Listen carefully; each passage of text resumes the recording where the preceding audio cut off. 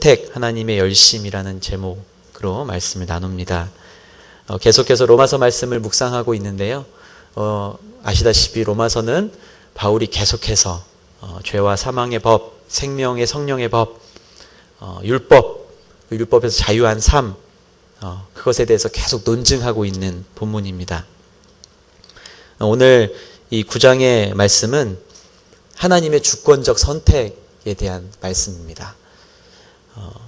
어려운 말이지만 다른 게 아니라 하나님이 우리 주인이시다 라는 말입니다. 하나님이 우리가 먹고 사는 문제뿐만 아니라 오늘 우리를 이 예배당으로 인도하시는 것뿐만 아니라 우리가 걷는 모든 발걸음을 인도하시는 우리의 주인이시다라는 말입니다. 요약하면 이 한 문장으로 요약할 수가 있겠습니다. 여러분들 선택을 받는 문제로 인해서 어떤 문제, 어려움을 경험해 본 적이 있으신가요? 선택을 받는 문제. 결혼도 일종의 선택이죠. 누군가를 선택하고 선택을 받고 아무도 선택해주지 않는다면 얼마나 슬프겠습니까? 저 역시도 마찬가지입니다. 누군가의 선택에 의해서 우리가 좀 더 확대돼서 말한다면 부르심이라고 말할 수 있겠지만 누군가의 선택에 의해서 저도 이 자리에 서 있는 것입니다. 어떤 누군가의 어떤 리더에 의해서 지도자에 의해서 선택받아서 저도 이 자리에 와 있는 것이죠. 제가 막 하고 싶습니다 해서 온 것도 아니고 모든 것이 하나님의 뜻 안에서 이루어진 것입니다. 누구나 선택받기를 원합니다. 좋은 일에 선택받기를 원합니다. 선택으로 인해서 기쁠 수도 있고 때로는 속상하기도 하고 마음이 상하기도 합니다. 좀 빈정이 상할 때도 있죠. 왜 나는 선택을 안 받았지? 왜 사람들은 다 선택받는데 나는 왜 왕따인가? 왜 나는 선택해주지 않지? 이번엔 분명히 내가 선택받아야 될 차례인데 왜 나를 배제하고 저 사람이 선택받을까? 이런 고민들 해보셨을 겁니다. 내가 저 사람보다 더 나은데 내 믿음이, 내 신앙의 연륜이 더 나은데 왜 나를 선택하지 않고 저 사람을 선택할까? 왜 교회는 저 사람을 더 잘 쓸까? 쓰임받을까? 이런 고민들. 우리는 수많은 상황과 조건들 속에서 하나님을 향한 그 믿음을 가지고 우리 삶을 해석합니다. 우리가 가진 믿음의 분량대로 삶을 해석하죠. 그리고 순간순간 하나님의 선택으로 인해서 미래의 삶을 그려나갑니다. 우리가 속상해하고 빈정상하고 아쉬워하고 슬프고 기쁘고 그런 상황과 상관없이 우리는 하나님이 선택하심을 통해서 미래의 삶을 그려나갑니다. 이 사실에는 우리가 다 동의할 수 있겠죠.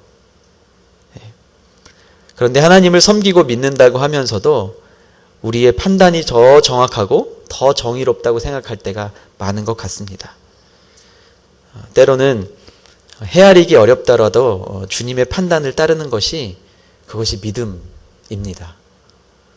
도저히 내 머리로는 이해가 안 가고 우리가 이미 말씀을 통해서도 다 알고 있는데 그럼에도 불구하고 내가 무언가 이 선택은 하나님이 하신 선택인데 우리의 판단이 더 정확하다고 생각해서 그 하나님의 선택대로 가지 아니하고 나의 선택대로 갈 때 그때 우리 삶은 더 어려워질 때가 많음을 고백합니다. 저도 하나님의 선택 가운데 길게는 10년, 짧게는 1년, 더 짧게는 어제 하나님의 선택으로 오늘을 살아갑니다. 오늘 바울은 바로 그런 선택, 하나님의 선택이 영원히 선하시다.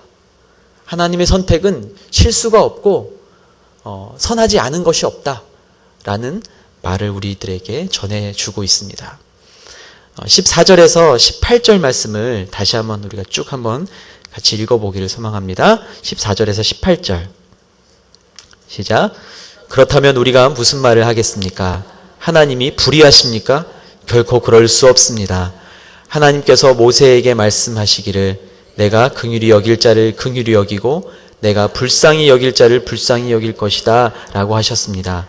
그러므로 이것은 원하는 사람에게 달려있는 것도 아니고 다름질하는 사람에게 달려있는 것도 아니고 오직 긍휼히 여기시는 하나님께 달려 있습니다. 성경에서 바로에게 말씀하기를 내가 이를 위해 너를 세웠으니 곧 너로 인해 내 능력을 나타내고 내 이름이 온 땅에 전파되게 하려는 것이다 라고 했습니다. 이와 같이 하나님께서는 원하시는 사람을 긍휼히 여기시고 원하시는 사람을 완악하게 하십니다. 아멘. 우리가 읽은 말씀 그대로 지금 바울이 유대인들에게 질문하고 있는 거예요. 하나님이 불의하십니까? 반문하는 거예요. 이 반문의 배경은 유대인들이 아마 계속 많이 불평을 했겠죠. 앞선 본문에서도 나오는데 바울이 이런 이야기를 하죠. 우리가 앞선 본문에 보면 하나님의 사랑에 대해서 쭉 얘기하면서 누가 정죄하겠습니까? 누가 우리를 그리스도의 사랑에서 끊을 수 있겠습니까? 계속해서 이렇게 반문하면서 반박합니다. 하나님은 그런 분이 아니시다. 이렇게 반박하는 거예요. 우리 그리스도인들은 하나님은 언제나 의로우시고 완전하신 분임을 믿는 사람들입니다. 우리의 느낌과 감정과 상황에 따라서 감사와 불평을 막 정신없이 오가는 모습이 아니라 겸허하게 하나님의 선택을 받아들이는 사람들이 바로 우리 예수를 믿는 사람들, 그리스도인들입니다. 그런데 유대인들은 아마 지금 굉장한 불평과 어려움 속에 빠져 있는 것 같습니다. 물론 여러 가지 이 로마에서의 이 삶이 어려웠겠죠. 바울 자신도 어려움 속에 있지만 아마 굉장히 어려운 하루하루가 힘겨운 그런 나날들을 살고 있었을 것입니다. 그렇게 어려움 가운데 있는 유대인들이 막 불만을 토로하는 거죠. 그리고 그들의 믿음도 이제 흔들려가는 모습을 보면서 바울이 계속해서 이렇게 질문하고 논증하는 모습이 나타나죠. 요 바로 앞에 본문을 보면 내가 야곱은 사랑하고 에서는 미워했다라고 한 것과 같습니다. 이렇게 나와요. 이게 무슨 말인가? 하나님께서 야곱은 사랑하고 에서는 미워했다. 근데 결국은 우리의 행위로 말미암는 것이 아니라 부르시는 분이 그렇게 말씀하셨다. 큰 자가 어린 자를 섬길 것이다 라고 하셨다. 그 말씀, 그 약속을 이루기 위해서 그 하나님께서 하신 것이다. 변증하는 거예요. 이해가 안 가요? 당신들 이해가 안 갑니까? 이거 하나님이 하신 거예요. 왜 그렇게 불만이 많고 질문이 많습니까? 하나님께서 하신 겁니다. 하나님이 불의하십니까? 결코 그럴 수 없습니다. 당신들이 아무리 불평하고 원망하고 불만을 토로해도 하나님 변하지 않으십니다. 분명히 하나님은 어떤 큰 계획 가운데 있기 때문에 그러한 불의도 있으시고 아니면 우리에게 한없는 사랑도 보여주시고 그렇게 하신 분이 하나님이십니다. 이렇게 말하고 있는 거예요. 여러분 롤러코스터를 타본 적 있으시죠? 그러니까 저희가 찬양했던 것처럼 우리가 하나님 안에 있기 때문에 내 영혼은 안전합니다. 이렇게 고백했죠. 롤러코스터 타면 어떻습니까, 여러분? 안전바가 이렇게 내려오죠. 타보신 분 있으시죠? 이렇게 위에서 이렇게 안전바가 내려와요. 그리고 바이킹이라는 걸 타면 두툼한 이 안전바가 이 배 앞으로 무릎 있는 데로 탁 내려 철컥하고 잠깁니다. 그렇죠? 안 타보신 분도 좀 있으신 것 같은데 저는 잘 못 타기 때문에 한두 번 타보고 다시는 안 타겠다. 저희 아내는 되게 잘 타는데 저희 아내는 겁이 되게 많은 사람인데도 그걸 그렇게 즐기더라고요. 저는 못 타요. 바이킹 이런 것도 잘 못 타고요. 잘 못 탑니다. 그런데 여러분 그 바이킹이나 놀이기구를 타면 이게 말도 안 되는 상황이잖아요, 사실은. 왜 사서 그런 일을 합니까? 올라가지고 막 밑으로 꼬꾸라지고 막 이 상황, 말이 안 되는 상황이에요, 사실은. 왜 돈을 주고 그런 거를 합니까? 그리고 그걸 즐겨요, 막. 막 소리 지르면서, 손 흔들면서 막 소리 지르고. 말도 안 되는 상황이에요. 근데 어떻게 그렇게를 할 수 있습니까? 우리가 안전하다라고 믿기 때문에 그러는 거예요. 안전하다고. 안전하다고 믿기 때문에 그 스릴이 이 희열로 바뀌는 겁니다. 막 불안하고 막 두렵고 막 달달달달달달 위로 올라갈 때는 막 두려운데 내가 안전하지. 내가 이것만 잘 하고 있으면 내가 날아가지 않을 거야. 안전하기 때문에 그게 기쁨과 희열로 바뀌어버리는 거예요. 우리가 이 롤러코스터에서도, 이 놀이기구에서도 이 원리를 발견할 수 있다는 거예요. 우리는 안전하기 때문에 하나님의 영혼, 하나님의 품 안에 안겨 있으면 안전하기 때문에 무슨 일을 겪어도 하하, 재밌네 이거? 뭐 또 탈까? 이렇게 된다는 거죠. 여러분, 불합리하고 어려워 보이는 상황을 만나더라도 안전하시고 완전하시고 신실하게 약속을 이루어 가시는 하나님 앞에 머물게 되기를 바랍니다. 근데 그분의 약속은 반드시 이루어질 거기 때문에 이 롤러코스터는 마침내 안전하게 종착지로 내려올 거예요. 한 1분 30초 지나면. 우리는 그 시간이 때로는 조금 길어지고 때로는 이제 그만하시죠. 이제 됐으니까 그만 탑시다 하나님. 이제 그만 좀 태우시죠. 저 충분히 즐겼습니다. 한 번 더 막 학생들 막 그러더라고요. 이제 그것도 싫습니다. 하나님 이제 그만하시죠. 이 시간 더 이상 길게는 못 가겠습니다. 우리가 그렇게 힘든 상황 가운데 거할지라도 마침내 종착역은 하나님이 제일 좋은 곳으로 주길 원하시는 그 아름다운 역에 도착할 거기 때문에 우리는 늘 즐거워할 수 있습니다. 하나님의 뜻과 판단은 항상 참되며 공의로우십니다.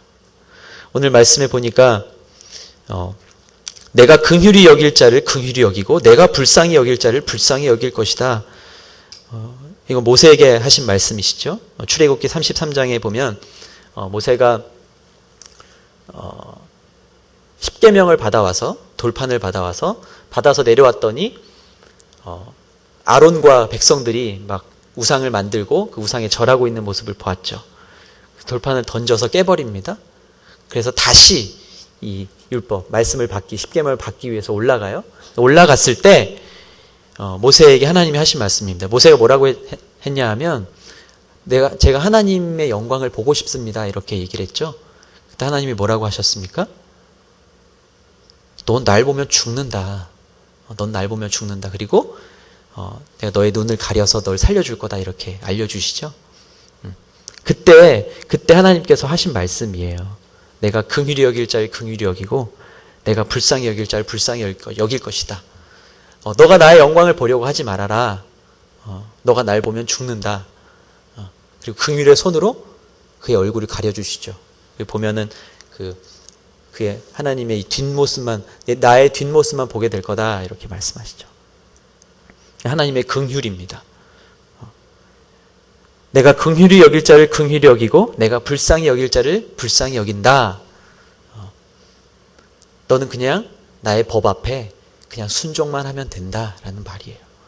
날 보려고 하지 말아라. 나 보면 죽는데 왜 보려고 하느냐. 내가 긍휼의 손으로 널 가려줄 테니 너는 내가 주는 말씀을 받아서 다시 내려가거라. 하나님의 말씀이에요.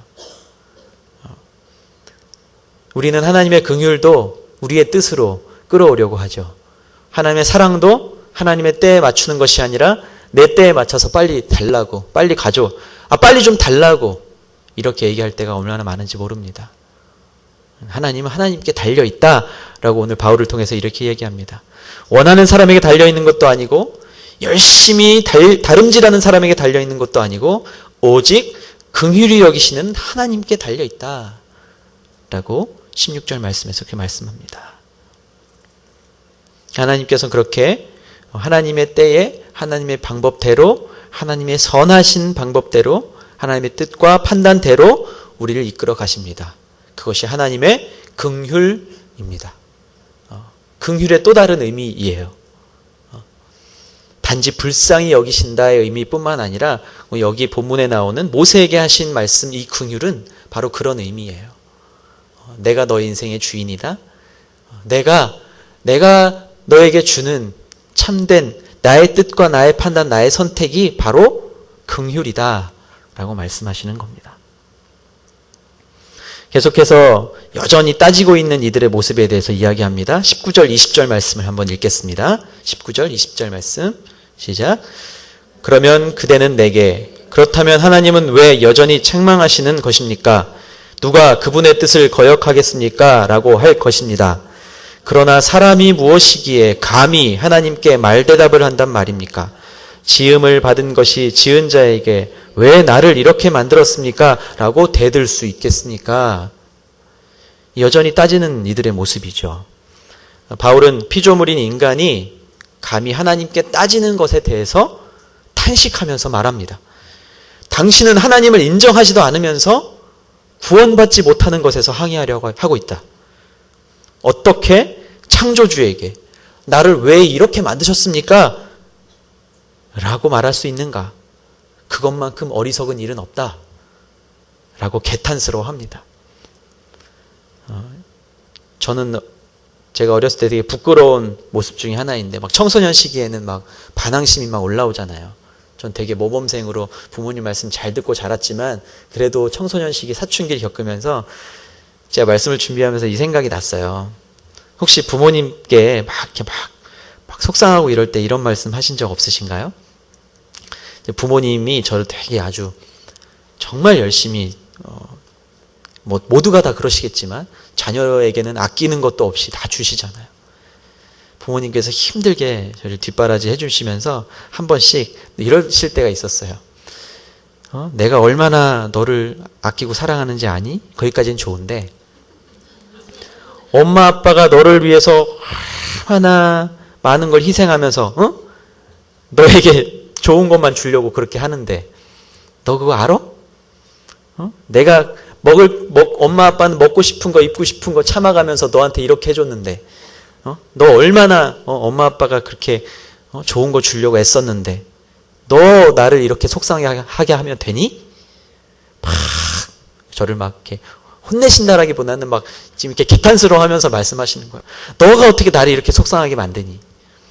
그럴 때 제가 이렇게 말했던 적이 있어요. 그렇게 내가 뭐 그렇게 해달라 그랬어? 정말 기가 막히는 거죠. 기가 막히는 거죠. 아니 그거 다 포기하고 나한테 그렇게 해달라 그랬어? 내가 언제? 지금 제가 이 생각이 났어요. 이렇게 원망하는 거예요. 좋은 거 주려고 그러고 제일 좋은 걸로 늘 주려고 하는 그 부모에게 그래 내가 그렇게까지 해서 나한테 언제 해달라고 했어? 괜찮아 하지 마. 야, 제 아들이 나중에 그러면 아마 정말 그대로 달려가서 어떻게 할 것 같은 그런 막 얼마나 속상하셨을까? 얼마나 기가 막혔을까? 내가 입는 거 먹을 거 다 포기하고 너 공부하고 너 잘 되기를 바라는 마음으로 그렇게 다 쏟아부었는데 그렇게 하지 말라고? 왜 그렇게 했냐고? 굳이 뭐하러 그랬냐고? 하나님이 우리에게 아마 이런 마음을 가지실 때가 있지 않을까라는 생각을 하게 됐습니다. 바울이 그런 마음으로 오늘 개탄스럽게 이야기하고 있는 거예요. 바울이 유대인들이 직면한 문제에 대해서 대답할 수 없는 7가지 질문을 던지고 있는 거예요. 사람이 무엇이기에 감히 하나님께 말대답을 한단 말입니까? 지음을 받은 것이 지은 자에게 왜 나를 이렇게 만들었습니까? 라고 어떻게 이렇게 말할 수 있습니까? 구약 말씀에 보면 하나님께서 이렇게 직접 반문하시는 장면이 나와요. 재미있는 장면인데요. 욥기 말씀을 한번 보겠습니다. 욥기 38장 16절부터 25절 말씀을 한번 보도록 하겠습니다. 좀 많은 것 같지만 그냥 한번 쭉 같이 읽어볼까요? 한 목소리로 시작. 내가 바다의 근원에 가본 적이 있느냐? 깊은 물 밑으로 걸어본 적이 있느냐? 죽음의 문이 내게 열린 적이 있느냐? 죽음의 그림자의 문들을 본 적이 있느냐? 땅이 얼마나 드넓은지 깨달은 적이 있느냐? 내가 이 모든 것을 안다면 말해보아라. 빛의 근원지로 가는 길이 어디냐? 어둠이 있는 자리는 어디냐? 내가 그것들을 제자리로 데려갈 수 있느냐? 그것들의 집으로 가는 길을 아느냐? 너는 그때 이미 태어난 몸이니 물론 알겠지. 내가 살아온 날이 얼마나 많으냐? 내가 눈의 창고에 들어간 본 적이 있으며 우박의 창고를 본 적이 있느냐? 그것은 내가 고난의 때를 위해 전쟁과 전투의 날을 위해 준비해 놓은 것이다. 해가 뜨는 곳에 가 본 적이 있느냐? 동풍이 어느 쪽으로 흩어지는지 내가 아느냐? 누가 폭우가 빠지는 수로를 파며 우레의 길을 냈느냐? 너무 길어서 제가 이렇게 일부만 함께 나눕니다. 욥기 38장부터 41장까지 말씀을 쭉 보면 61개의 질문이 나옵니다. 지금과 같은 61번의 질문이 나오는데 하나님께서 직접 반문하시는 질문이에요. 욥이 자신의 고난에 대해서 하나님께 질문을 하죠. 그랬더니 하나님께서 욥에게 직접 61가지 질문을 던지십니다. 너무 재밌는 것 같아요. 38장부터 41장에 걸쳐서 계속해서 말씀하세요. 계속해서. 내가 광야의 들나귀에게 주어서 집으로 삼고 소금 끼는 땅을 거처로 삼게 했다. 누가 들나귀를 풀어주었느냐? 누가 그 묶인 줄을 풀어주었느냐? 계속해서 질문하십니다. 독수리가 하늘로 날아오르고 높은 곳에 그 둥지를 만드는 것이 내 명령으로 인한 것이냐? 계속 물어보십니다. 하나님께서 이렇게 물어보시는 이유가 뭘까요? 욥에게 이렇게 이 질문을 하신 이유가 뭘까요? 이건 질문이 아니죠. 질문이 아닙니다. 내가 그 고난도 내가 너에게 준 것임을 내가 다시 한번 알려준다라는 의미예요. 욥이 얼마나 큰 고난을 당했습니까? 자식들 다 죽고 있는 것 다 뺏기고 자기도 이제 병에 들었어요. 도저히 설명할 수 없는 고통스러운 상황 속에서 하나님께 이 정도로 하나님께 그냥 물어볼 수 있지는 않을까요? 하나님, 무엇 때문입니까? 저의 어려움과 고난이 무엇 때문입니까? 하나님 물어볼 수 있잖아요. 근데 하나님 그것조차도 하나님 지금 이렇게 61가지 질문을 막 퍼부으시면서 너가 이 바다의 근원에 가봤느냐? 너 그때 그래 태어났었으니까 알겠지. 너가 알고 있는 것? 그게 전부라고 생각하니? 그렇지 않아. 하늘로부터 내리는 그 눈의 창고에 네가 들어가 봤니? 그 우박의 창고에 네가 들어가 봤니? 봤니? 너가 그 근원을 아니? 내가 어떻게 너를 만들었는지 넌 그걸 아니? 넌 알 수 없어. 그렇게 우리에게 반문하십니다. 하나님께서 우리에게, 저와 여러분들에게 오늘 말씀을 통해서 반문하시는 거예요. 여러분들이 처해 있는 상황이 해석이 안 되고 하나님이 선택하셨다라는 것이 의문스러워서 미래의 삶을 내가 그림조차 그리기가 어려운 상황 가운데 있다면 오늘 반문하시는 하나님의 질문 앞에 우리가 서 있을 수 있게 되기를 바랍니다. 21절에서 24절 말씀을 한번 읽겠습니다. 21절에서 24절까지의 말씀 시작. 토기장이가 진흙 한 덩어리를 가지고 하나는 귀 쓸 그릇을 다른 하나는 막 쓸 그릇을 만들 권리가 없겠습니까?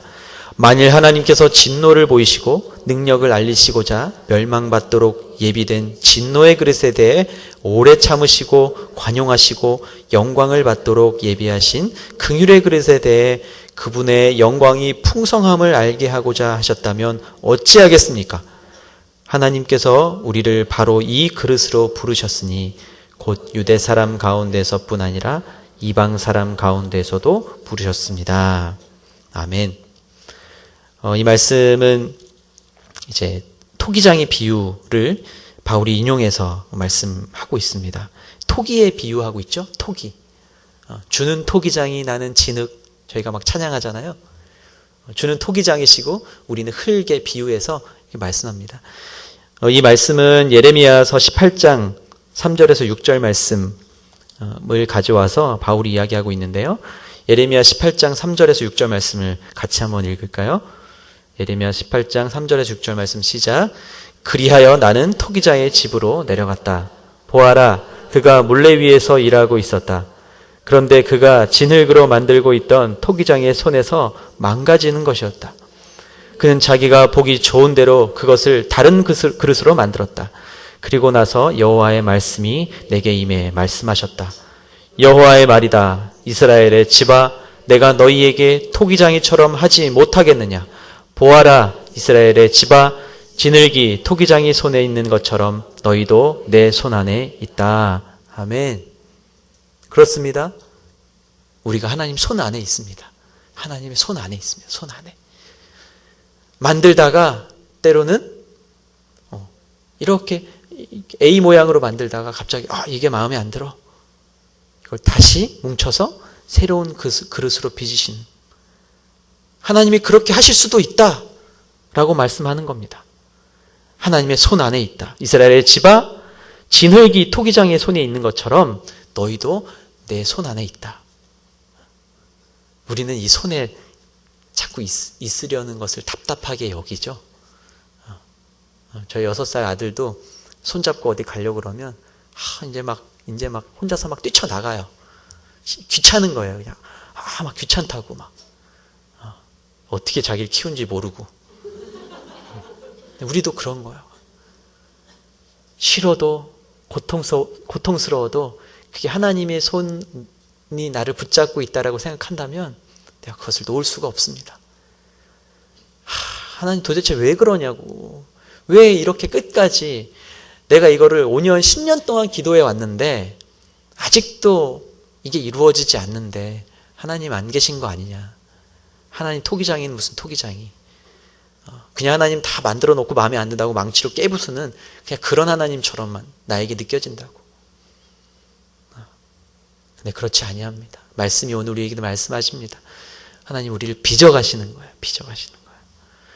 예쁘게 빚어서 거기에 아주 미세한 펜으로 철끝으로 우리를 예쁜 그림도 그리시고요.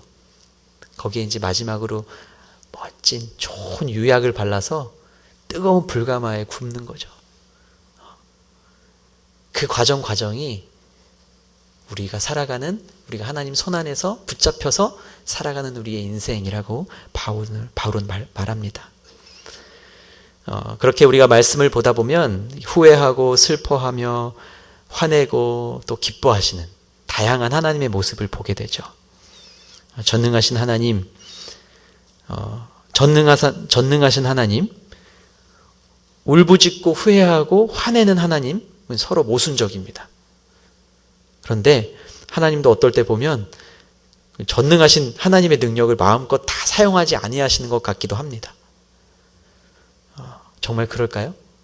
하나님이 어떨 때는 그냥 요거는 조금 내가 그냥 조금 그러니까 잠깐 내가 그냥 요거 내 능력을 내가 좀 감춰놓게 그러신 하나님이신가요? 그냥 필요에 따라서 이렇게 하셨다가 요 능력을 쓰셨다가 아니면 능력을 감추셨다가 하나님 그런 하나님이라고 저는 생각하지 않습니다. 그건 우리가 판단했을 때 그런 거죠. 사람이 판단했을 때 이건 하나님이 이렇게 하시는 건가? 이건 하나님이 침묵하시는 건가? 아니면 이건 하나님이 마음에 드시니까 내 기도대로 이렇게 하시는 것인가? 우리의 생각과 판단 때문에 하나님을 우리가 다른 그림으로 이렇게 그렸다 저렇게 그렸다 하는 것이죠. 말씀해 보면 하나님 그런 하나님이 아니십니다. 영원부터 영원까지 거하시는 하나님. 시간 안에도 존재하시고 시간 밖에도 존재하시고 우리가 사는 이 3차원의 공간 안에도 존재하시고 이 공간 밖에도 존재하시고 내가 저 바다 끝에 가서 거할지라도 하나님께서 함께 하십니다라고 고백했던 그 고백이 그냥 인간의 고백이라고 생각지 않습니다. 하나님 어떤 분이신지를 깨닫고 경험했기 때문에 나올 수 있는 고백. 제가 저 밑에 저 지하실 너무너무 부끄럽고 창피하고 괴로워서 저 밑에 지하 주차장 그 문을 열고 들어가서 저 기계실 안에 가서 펑펑 울면서 기도하면 그곳에는 하나님이 안 계실까요? 하나님이 계십니다. 정말 하나님께서 그렇게 모순적인 하나님이라면 만유의 주 되시고 창조주 되신 하나님의 주권을 우리가 너무 연약한 우리의 믿음의 분량으로 너무 초라하게 만들어버리는 일이 되는 것 같습니다. 왜 저 사람은 그런 사람 아닌데 저 사람 진짜 나쁜 사람인데 저 사람은 저렇게 많은 사람들한테 사랑받고 위에 사람들한테 너무 잘하니까 제가 이렇게 청년 시절에 이렇게 교사로 섬길 때 사역을 하면서도 마찬가지였어요. 그런 마음이 들 때가 참 많아요. 저 사람은 내가 볼 때는 별론데 또 그 사람이 되게 높임받고 또 쓰임을 잘 받는 일을 보게 되면 되게 속상하더라고요. 왜 이렇게 멋지게 쓰임받지? 왜 저런 사람을 하나님이 자꾸 높여서 사용하시지? 이런 질문을 하게 될 때가 참 많았어요. 연약한 모습이죠. 오늘 말씀에 보면 진노의 그릇, 예비하신 긍휼의 그릇, 진노를 보이시고 능력을 알리시고자 멸망받도록 예비된 진노의 그릇이 나오고 영광을 받도록 예비하신 긍휼의 그릇에 대해서 나옵니다. 하나님은요, 이 진노의 그릇으로도 만들어서 사용하신다는 말이에요. 우리가 볼 때 멋진 긍휼이라는 그릇으로 만들기도 하시지만 진노의 그릇으로도 만들기도 하시죠. 그래서 하나님은 성경 곳곳에 보면 악을 들어 사용하시기도 하셨습니다. 앞에서 바로에게 말씀하신 그 말도 나오죠. 읽지는 않았지만 바로에게 그렇게 말씀하셨잖아요. 내가 의를 위해 너를 세웠으니 곧 너로 인해 내 능력을 나타내고 내 이름이 온 땅에 전파되게 하려는 것이다. 바로가 어떤 사람입니까? 하나님의 사랑을 전하는 사람이었나요? 아닙니다. 하나님을 거역하고 배반하고 하나님의 약속은 무시하고 이스라엘 백성들을 아주 억압했던 그런 사람이었습니다. 그런데 하나님이 그런 바로에게도 말씀하시기를 내가 의를 위해 마침내 의를 위해 너를 세웠다. 이렇게 말합니다. 사랑하는 성도 여러분, 여러분들은 어떻게 고백하실 수가 있겠습니까? 하나님이 선택하시는 것, 하나님이 만드시는 그 질그릇이 어떤 모양이든지 선한 것이다, 가장 좋은 것이다 여길 수 있는 믿음을 우리가 이 시간 고백할 수 있게 되기를 바랍니다. 제가 이런 묵상으로 말씀을 좀 맺을까 합니다. 제가 이 말씀을 묵상하면서 저는 결과적으로 나에게 원하시는 게 무엇일까? 하나님이 나를 위해 우리 인생을 위해 가진 목적은 무엇일까? 고백하면서 이렇게 고백해 봅니다. 하나님은 무엇이든 우리를 통해 당신의 영광에 이르는 역사를 쓰기 원하신다. 모든 것의 목적, 심지어 심판의 목적도 마침내 우리를 구원하기 원하시는 하나님의 사랑, 하나님의 열심이다. 제가 오늘 말씀의 제목을 하나님의 선택, 하나님의 열심으로 그렇게 정했는데요. 저는 그것이 하나님의 선택을 넘어서서 하나님이 우리를 향한 열심이다 라고 묵상했습니다. 여러분들은 어떻게 느끼고 또 그렇게 고백하며 살고 계십니까? 내 뜻대로 되지 않는 것들 너무 많죠? 너무 많습니다. 이제 예배당을 나서는 순간부터 생길지 몰라요. 예배당을 딱 나서는데 집에서 전화가 엄마 어디야? 그럼 슬슬 올라오죠? 이제. 엄마 교회야. 왜? 맨날 교회만 가고 제가 했던 거예요 이거 다. 집에 오면 엄마는 교회가 있는 거예요. 그래 미안하다. 집에 밥이 없다. 교회 와서 밥 먹을래? 그저 어린 마음에는 엄마가 정말 나를 사랑하는 거 맞나? 나보다 교회 일을 더 사랑하는 거 아닐까? 라는 어린 마음의 의심이 드는 거예요. 어떻게 매번 집에 오면 학교 갔다 집에 오면 그래 엄마 구역 예배 갔다. 메모지가 써 있어요. 아예 이렇게 하얀 메모지에 어디에 뭐는 뭐에 있고 냉장고를 열면 무슨 반찬이 있으니 네가 알아서 먹어라. 나도 좀 엄마가 이렇게 기다려주시고 요즘에는 뭐 그런 경우가 사실 더 많긴 하잖아요. 엄마 기다려주고 사랑으로 나를 좀 안아주시고 수고했어 학교 갔다 왔니? 이런 엄마. 근데 집에 잘 안 계시는 거예요. 너무 바쁘신 거예요. 근데 이게 아니구나 말씀을 준비하면서 깨달았습니다. 하나님의 열심도 이와 같구나. 어떨 때는 사랑을 잘 몰라요. 못 느껴요. 이게 하나님 사랑일까? 질문하는 거예요. 이렇게 유대인들처럼 욥처럼. 근데 하나님이 그렇게 알려주시는 거예요. 그 속에 우리의 모든 인생의 그 여정 속에 나는 변하지 않는다. 나는 영원하고 나는 선하고 마침내 너에게 가장 좋은 것으로 주기 위한 거기 때문에 지금 네가 가지고 있는 그런 아쉬움과 어려움, 지금 그 순간의 너의 안타까움은 그냥 나에게 던져버리렴, 이렇게 말씀하시는 것 같아요. 혹시 여러분들 그런 거 들고 계신 분들 계시나요? 그런 거? 내가 엄청 오랫동안 기도했는데 아직도 응답되지 않는다라고 생각하시는, 자녀를 위해서, 가정을 위해서 기도하고 있는데 지금도 막 이렇게 컴컴한 어둘, 저기 뭔가 빛은 보이는 것 같은데 컴컴한 불 꺼진 터널을 지나는 것 같은 그런 삶을 살고 계신 분들이 계십니까? 근데 마침내는 그냥 꾸준히 걸어가다 보면 하나님 거기 계세요. 터널 끝에 환한 빛으로. 우리가 거기까지 가는데 너무 두렵고 어려워서 그렇지, 그런 하나님을 붙잡으시기를 바랍니다. 영원하신 하나님, 실수가 없으시고 선하신 하나님, 하나님의 선택은 실수가 없으십니다. 질문하지 마십시오. 하나님 도대체 뭐 때문에 이렇게 선택하셨습니까? 나를 왜 여기 보내셨습니까? 질문하지 마십시오. 저는 대전으로 오면서 너무 감사했어요. 왜냐하면 제가 참 죄송한, 하나님 앞에 죄송한 일이지만 저도 어느새 익숙해져 버린 거예요. 양재에서 또 강동에서 서빙고에서 이렇게 세 곳에서 사역을 하면서 익숙해진 거예요. 이제 여기는 모든 게 이제 낯설잖아요. 모든 게 익숙한 거예요. 탁, 이렇게 우리 본부장 목사님께서 딱 말씀하시면 뭔지 다 알겠고, 그걸 딱 가지고 우리 간사님 이렇게 하면 될 것 같아요. 탁 하면 탁탁 되고 너무 내 뜻대로 잘 되는 것 같은 거예요. 막 내가 이제 뭐가 좀 돼가나 보네? 그런 교만함? 제가 딱 7년째 되더라고요. 사역한 지 7년째.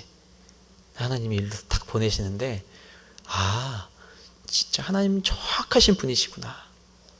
하나님은 정말 빈틈이 없으시고 정확하신 분이시구나.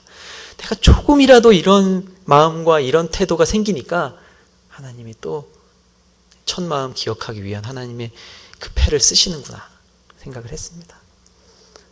근데 더 재밌는 건 아무도 그걸 모른다는 거예요. 아무도. 제가 여기로 오고 누군가가 가고 그건 다 모릅니다. 하나님이 하시는 일이 확실해요. 박태영 목사님은 저를 개인적으로도 잘 모르셨었어요. 그냥 그런 사람이 있구나. 근데 하나님이 보내시는 그 사실을 저도 너무 놀랐고, 목사님도 놀라셨고, 모두가 다 놀랐습니다.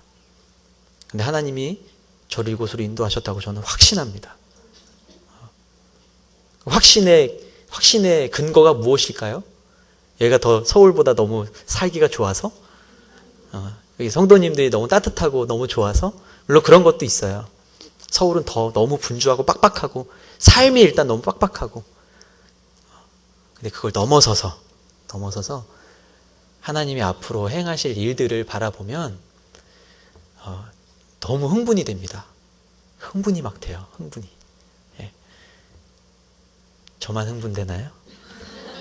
여러분들 같이 그 하나님의 선택 안으로 우리가 흥분하면서 달려나아갈 수 있기를 축복합니다. 롤러코스터 타도 흥분하시잖아요. 우와 재밌다 막 으아 한 번 더 막 하시잖아요. 그런 마음으로 하나님의 역사 속으로 나의 시선을 주님께 돌릴 때 그것이 나의 역사가 하나님의 역사가 되고, 우리가 찬양한 고백한 것처럼 하나님의 역사 속을 우리 모두가 함께 들어갈 수 있게 되기를 주님의 이름으로 축원합니다. 아멘. 같이 말씀을 가지고 기도하는 시간을 좀 갖겠습니다.